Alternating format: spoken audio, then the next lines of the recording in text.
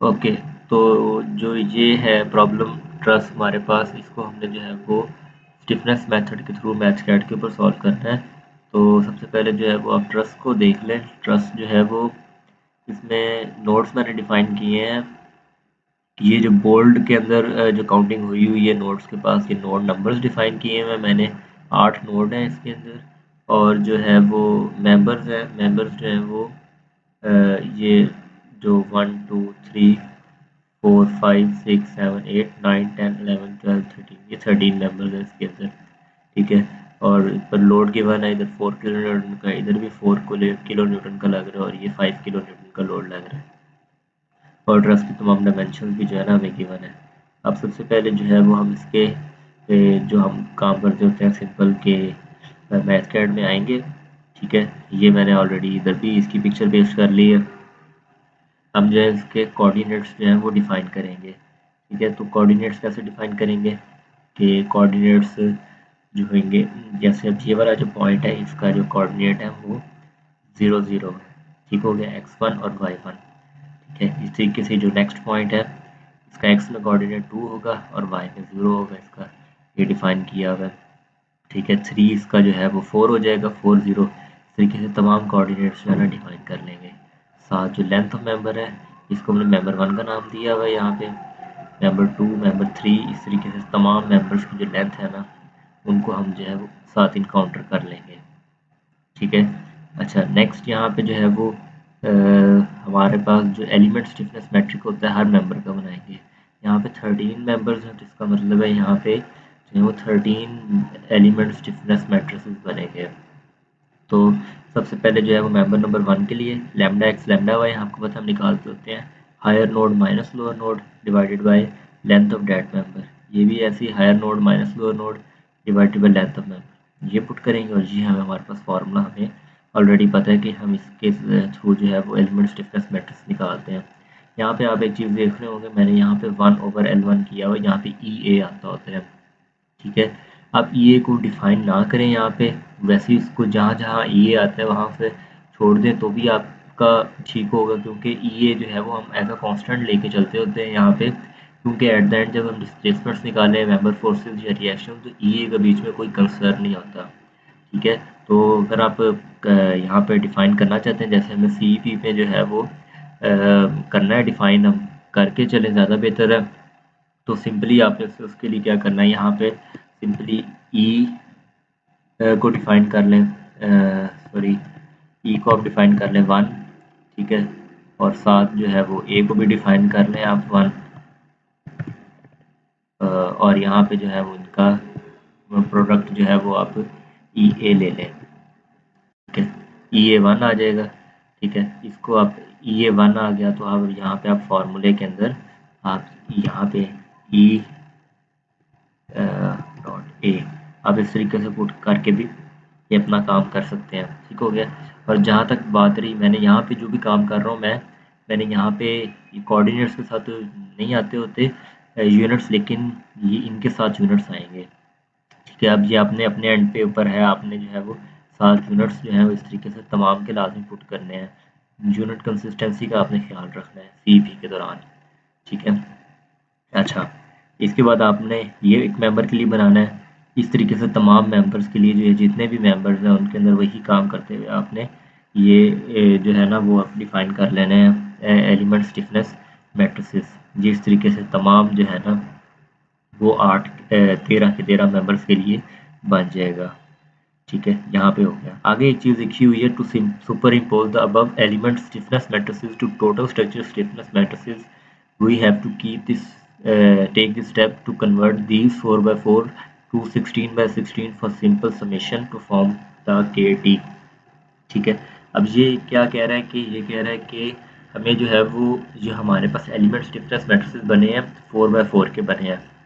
हालांकि हमारी at the end product जो होगी TSSM की वो होगी 16/16 की, क्योंकि हमारे पास 8 नोड्स हैं। ठीक है। 8 नंबर ऑफ नोड्स हैं, तो इस वजह से जो है वो हमें 8 मल्टीप्लाई बाई 2 16, तो 16/16 की हमारे पास TSSM बनेगा। तो वो पहले ही कह रहा है कि हम सिंपली जो है ये 4/4 को 16/16 में कन्वर्ट कर लेंगे, हर 4/4 वाला जो मेंबर का मैट्रिक्स है। ठीक है। इसको कन्वर्ट कर लेंगे ताकि जो है वो नेक्स्ट जब हम TSSM बनाए तो सिंपली हमें इनका समेशन करना पड़े।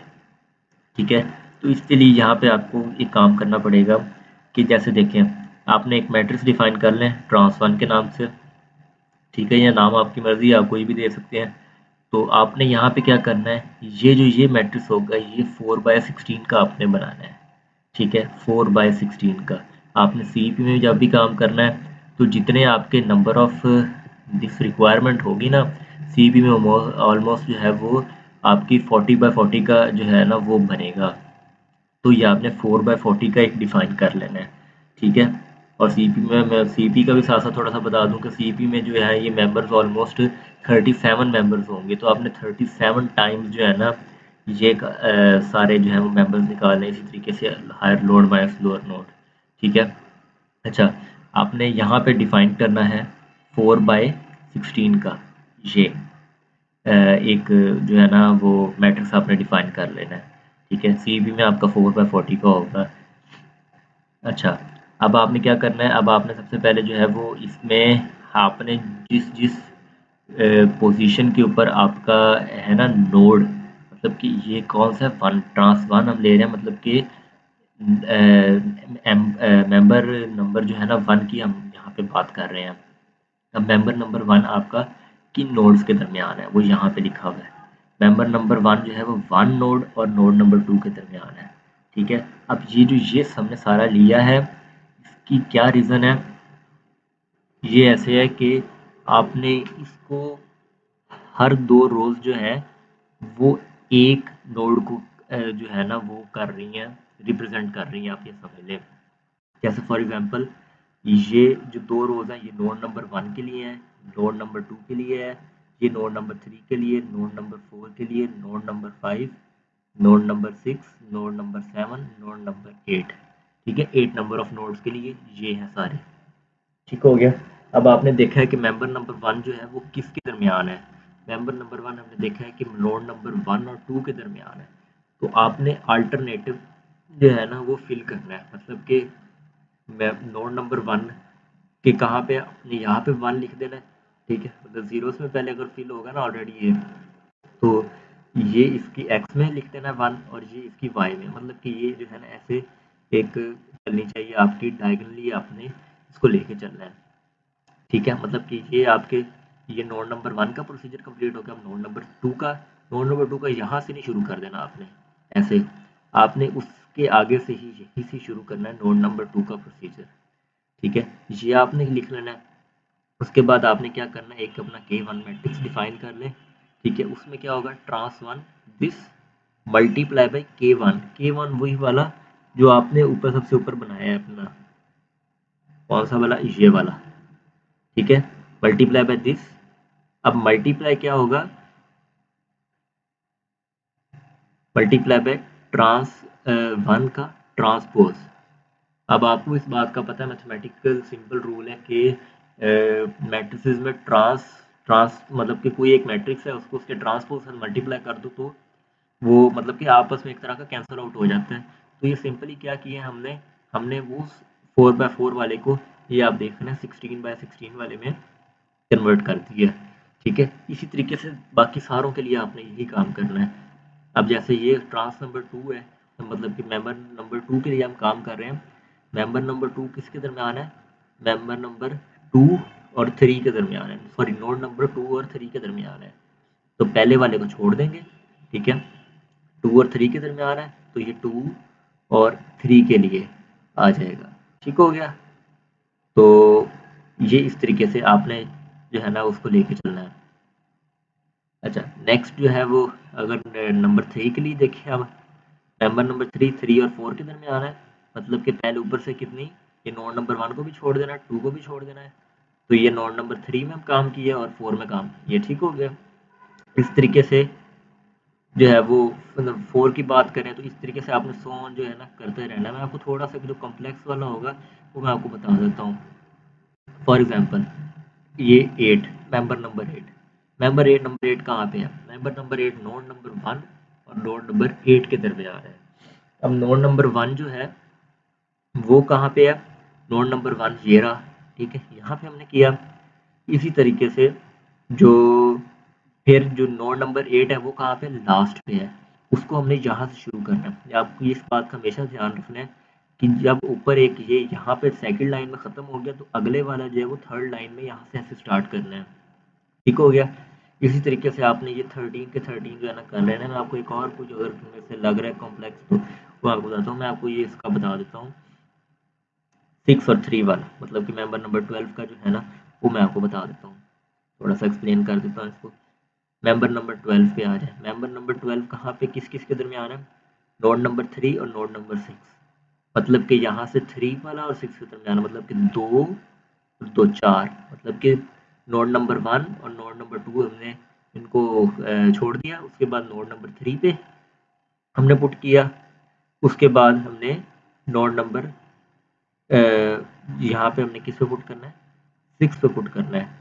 ठीक है, 6 पे पुट करना है हमने। 6 क्या है, 6 ये 3 हो गया, 4 5 और 6 यहाँ पे पुट करना है। अब यहाँ पे देखें मज़े की बात है, यहाँ पे मेरे से भी मिस्टेक हुई हुई है।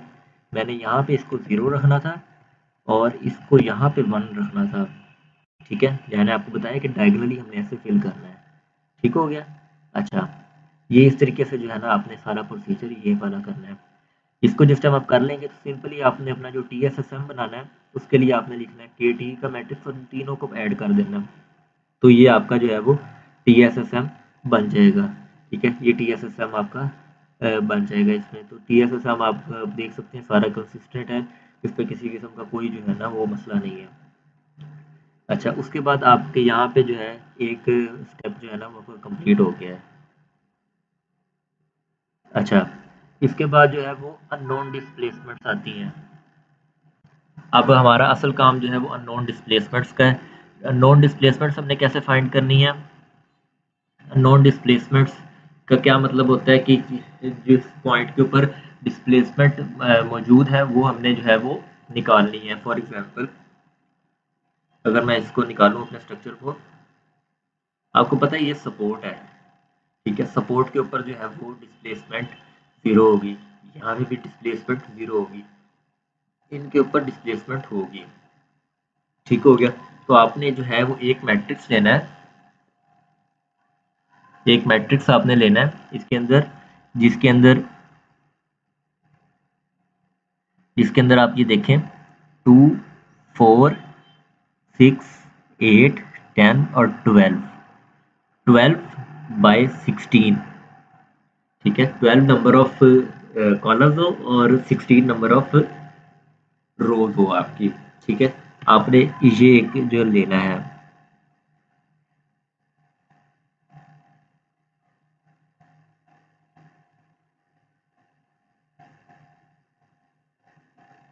अच्छा, ये आपने जो है ना वो एक लेना है मैट्रिक्स इसका। इसके अंदर जो है वो आपने इस तरीके से काम करना है कि अब आपको पता है इसमें भी आपने वही रूल को लेके चलना है कि जो आपके हैं फर्स्ट नोड के लिए ये है, सेकंड नोड के लिए सेकंड नोड के लिए ये, थर्ड के लिए ये, फोर्थ के लिए ये, फिफ्थ के लिए ये, सिक्स के लिए ये, सेवन के लिए ये, एट के लिए ये। ठीक हो गया। अब आपको इस बात का पता है यहाँ पे कि जो फर्स्ट नोड है, हमारा फर्स्ट नोड जो है वो फिक्स्ड है। फिक्स से मुराद के यहाँ पे हिट सपोर्ट है, तो मतलब कि दोनों डिस्प्लेसमेंट जो है यहाँ पे 0 हो गए।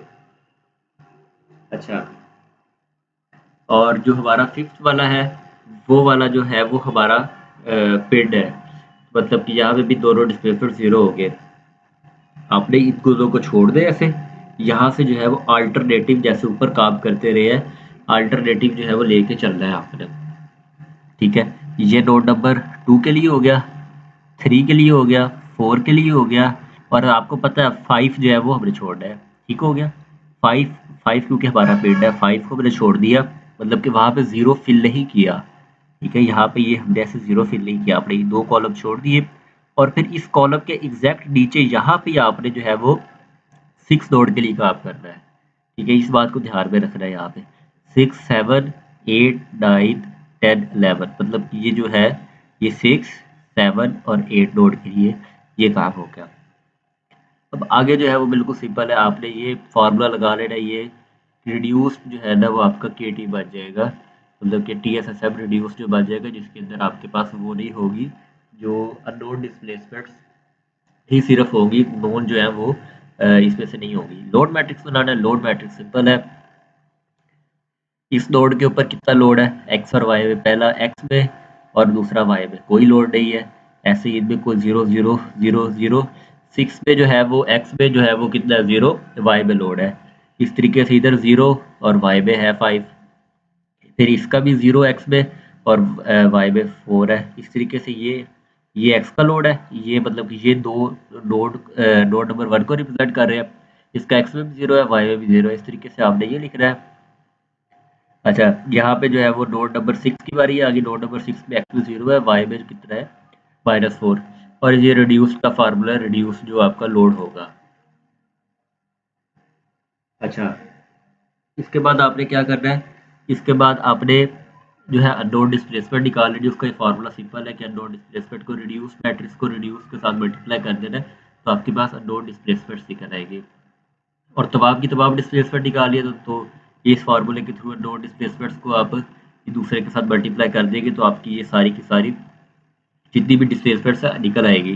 बेसिकली यहाँ पे जो थी ये सारी अननोन थी, यहाँ पे वो जीरो जो थी डिस्प्लेसमेंट जो सपोर्ट वाली थी वो भी शो हो रही है यहाँ पे। ठीक है, इसके बाद आपने जो है वो क्या करना है, हमने मेंबर फोर्सेस निकालनी है। तो आपको इस बात का पता है कि मेंबर फोर्सेस के लिए जो है ना, हम जो होती हैं डिस्प्लेसमेंट्स उनको लेके चलते हैं। अब डिस्प्लेसमेंट्स हमारी ना यहाँ पे इस फॉर्म में है, क्या नाम है इसका, मैट्रिक्स की फॉर्म में, हमने उसको निकालना है बाहर, मतलब कि इस तरीके से लिखना है।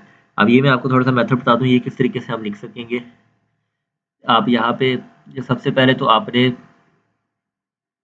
ये मतलब कि ये लिखेंगे जो आपने आपने इसको डिफाइन किया हुआ है, ऑल डिस्प्लेसमेंट्स। ठीक हो गया, इसको कॉपी कर लेते हैं। मैं इसकी जगह आपको ना दोबारा लिख के दिखाता हूँ। ऑल डिस्प्लेसमेंट्स लिख लिया।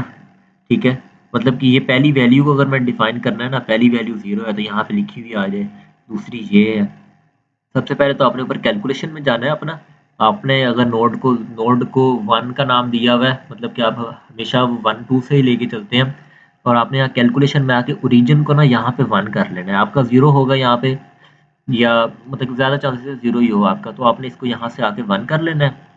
ठीक है, इसके बाद यहाँ पे जो है वो आपने ये मैट्रिसेस टेबल्स में जाना है, यहाँ पे वेक्टर ऑपरेशंस, और यहाँ पे ये थर्ड नंबर मैट्रिक्स इंडेक्स में यहाँ पे आना है, और यहाँ पे आप लिखेंगे 1 1 लिख दें सिंपल, और इसको इक्वल प्रेस कर दें, आपको बता देगा 0 वैल्यू है।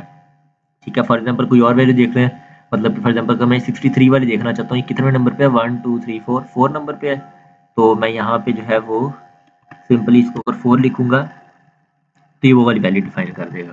ठीक है, ये हमने क्यों डिफाइन की है अभी आपको आगे चल के पता लगता है। इस तरीके से आपने ये सारी जो है ना निकाल देनी है।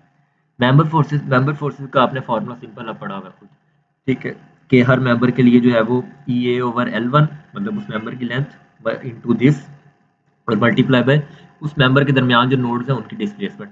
यहाँ पे आपने ये चीज़ जो है ना, ये जो अभी ऊपर निकाली है, ये यहाँ पे आपको पुट करेंगे, तो आपके पास इस तरीके से सारे जो है ना मेंबर फोर्सेस जो है वो निकल आएंगी आपकी। ये यहाँ पे 13 मेंबर्स हैं, 13 मेंबर फोर्सेस आपकी निकल आएंगी। जैसे फॉर एग्जांपल मैं आपको एक का थोड़ा सा बता भी दूँ, जैसे मेंबर फोर्स नंबर 12 निकालनी है हमने, तो 12 कहाँ पे है, मेंबर नंबर 12, तो किस किस के दरमियान है, नोड नंबर 3 और नोड नंबर 6 के दरमियान है ये। अच्छा, ये नोड नंबर 3 और नोड नंबर 6 के दरमियान है।